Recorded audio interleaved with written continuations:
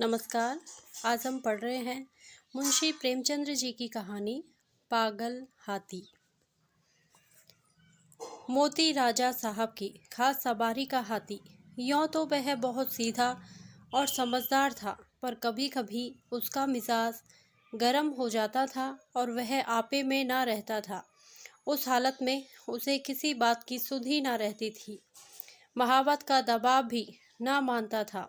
एक बार इसी पागलपन में उसने अपने महावत को मार डाला।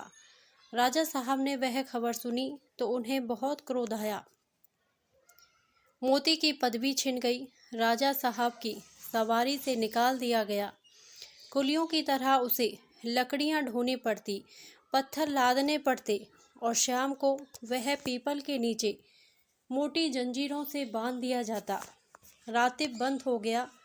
उसके सामने सूखी टहनियाँ डाल दी जाती थी और उन्हीं को चबाकर वह भूख की आग बुझाता। जब वह अपनी इस दशा को अपनी पहली दशा से मिलाता तो वह बहुत चंचल हो जाता।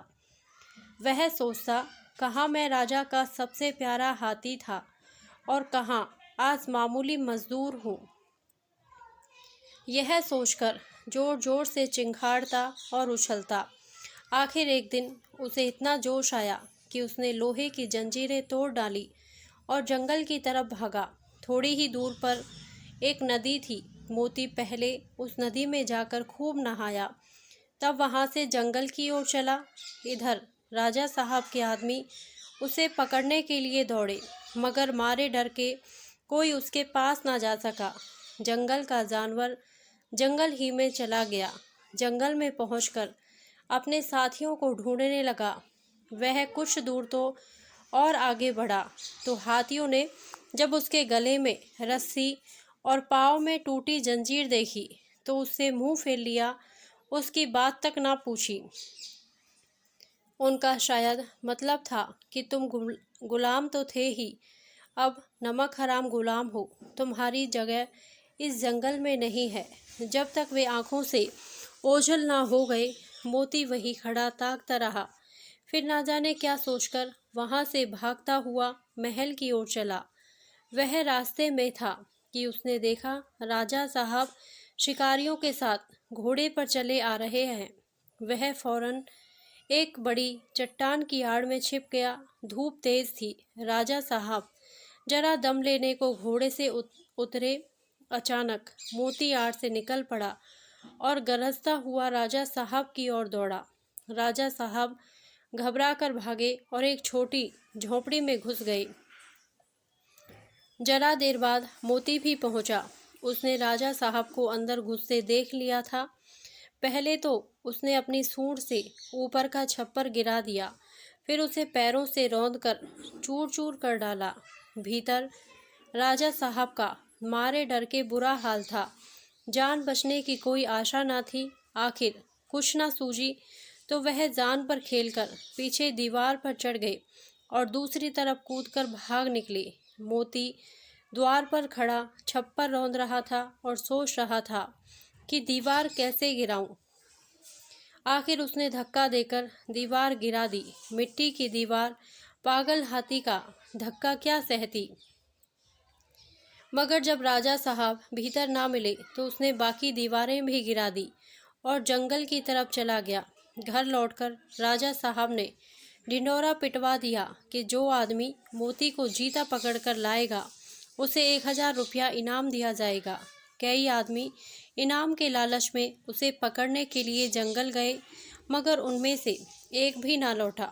मोती के महावत के एक लड़का था, उसका नाम था मुरली। अभी वह कुल 8-9 बरस का था, इसलिए राजा साहब दया करके उसे और उसकी माँ को खाने पहनने के लिए कुछ खर्च दिया करते थे। मुरली था तो बालक, पर हिम्मत का धनी था।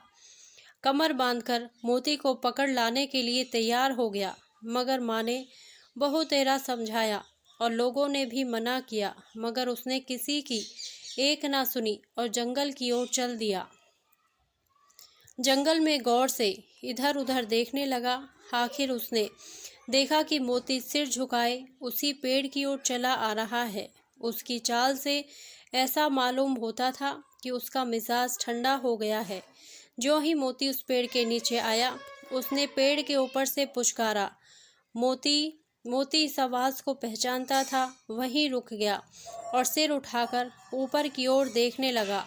मुरली को देखकर पहचान गया। वह वही मुरली था जिसे वह अपनी सूंड से उठाकर अपने मस्तक पर बिठा लेता था।